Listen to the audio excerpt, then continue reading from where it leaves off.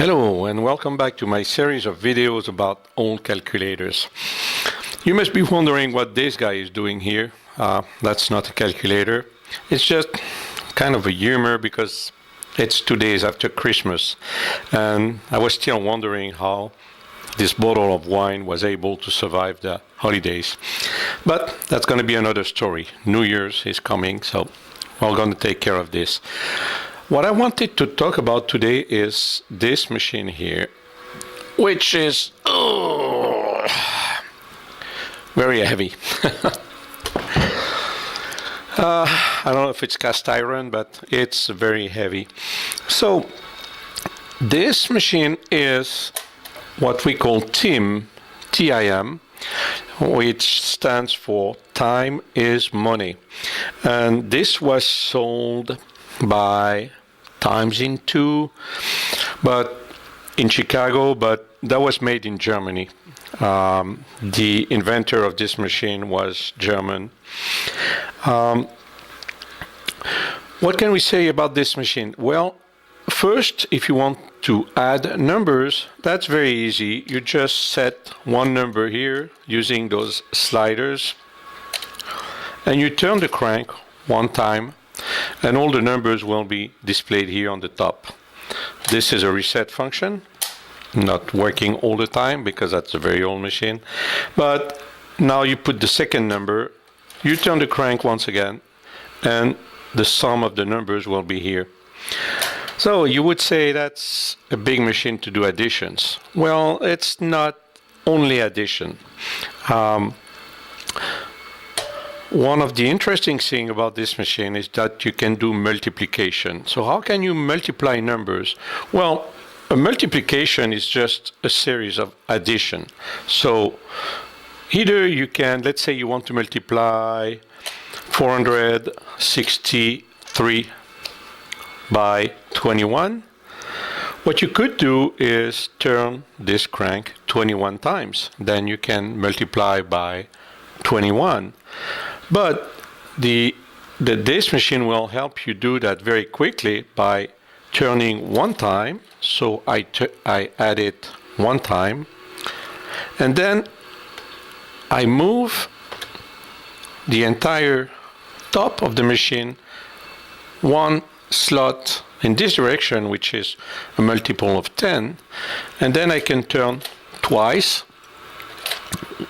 I know I still need to put some oil, but I turn this crank twice, and then I will multiply the number by 20. So 3 operation, multiplication, reset here. And what else do we have here? We have the addition, the result here on the top, and these numbers here will tell you how many times you turn the crank here. So that's a good reminder of where I am in the multiplication. What I forgot to tell you is that this machine was sold starting in 1908. So we got 100 years from now, and there was an easy way to look at the inside of the machine here by opening those 4 small switches here. And when you do that, you can look at the inside of the machine. And the interesting part will be here. I don't know if you can see that very well on the video, but this part here on the side is called a stepped drum, and you have 8 of them aligned all together. So when I turn the crank here, all of them turn and move the numbers here on the top. So how does it work? What is the step drum? I was curious and I did some research on the internet on that.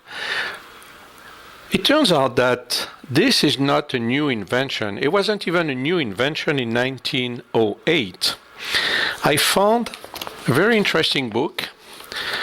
It's called Direkenmaschinen, so excuse me about my German accent, but that's a German book written in 1915.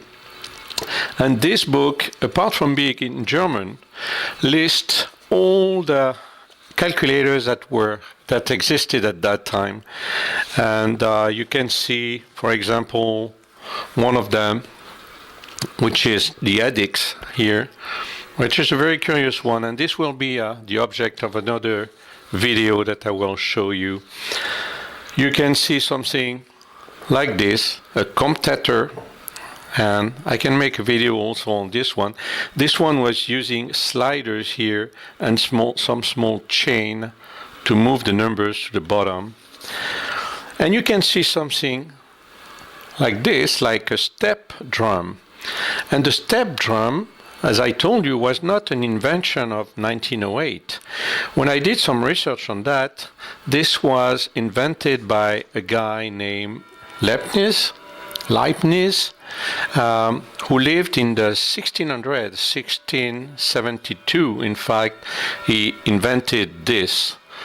The idea is that you have 9 teeth here on the drum, with different lengths, and depending on where you put this small wheel here, when you turn this drum here by one turn, you will catch 1, 2, 3, 4, up to 9 teeth on this drum. So depending on where you put this wheel, you will catch a certain number of teeth, which is exactly what's happening here on the sliders.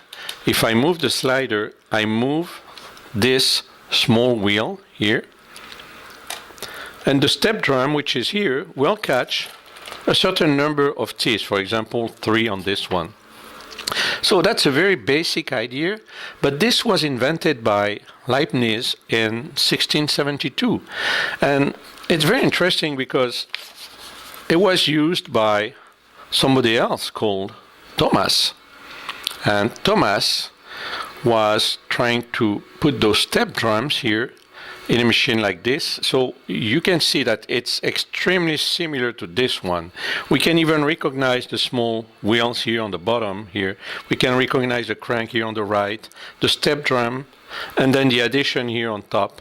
So Thomas was one of the first guy who put this thing here in a real machine to do the operation.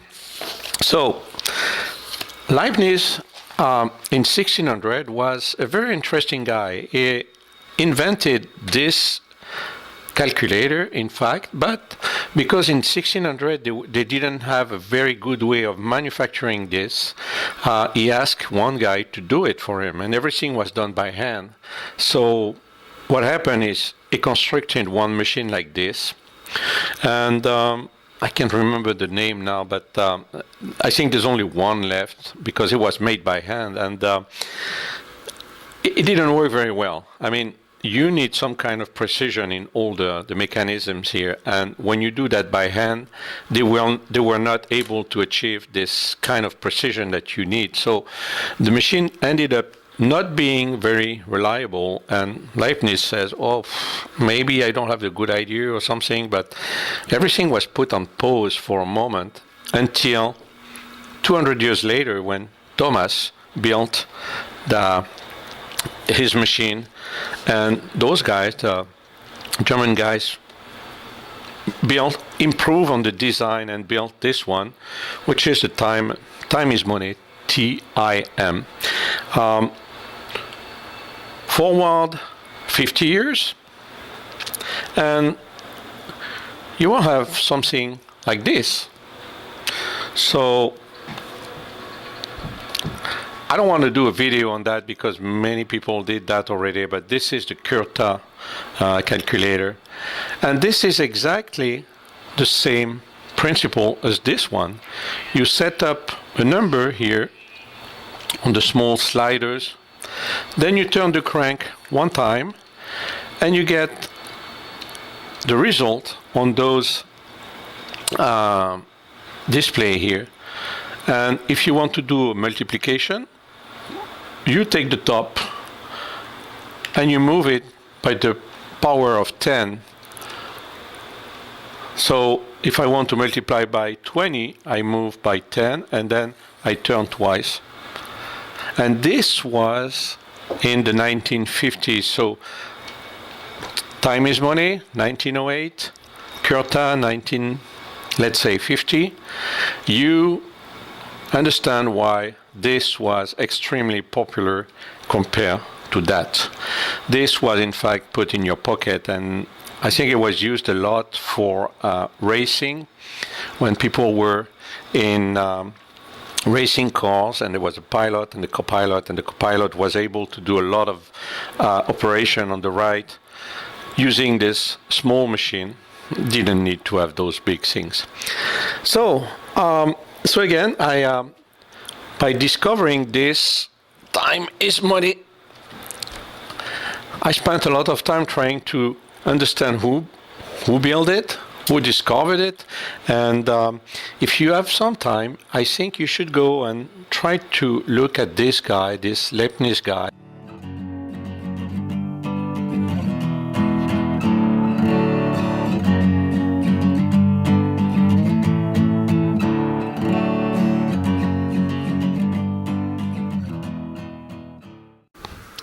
Okay, so one last thing about this German inventor, Gottfried Wilhelm Leibniz.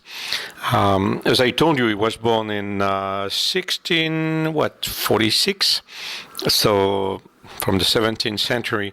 And if you have some time, I really encourage you to look up this guy. He is quite a genius in his time. He did so many things. I mean, he was a philosopher. He was a mathematician, he was a physicist, he did so many things. I mean, he worked at the same time as Newton to invent calculus, and they are still fighting to this day to know which one invented calculus first. Was it Newton or was it Leibniz? So anyway, very interesting guy, and I also discovered that he invented one way to calculate pi, the number 314, by a series of additions. But anyway, very interesting guy, Gottfried Wilhelm Leibniz. This is what he looked like. Very, very nice hairdo. And thanks again for watching these videos. And next time I'll talk about something completely different as usual. Thank you.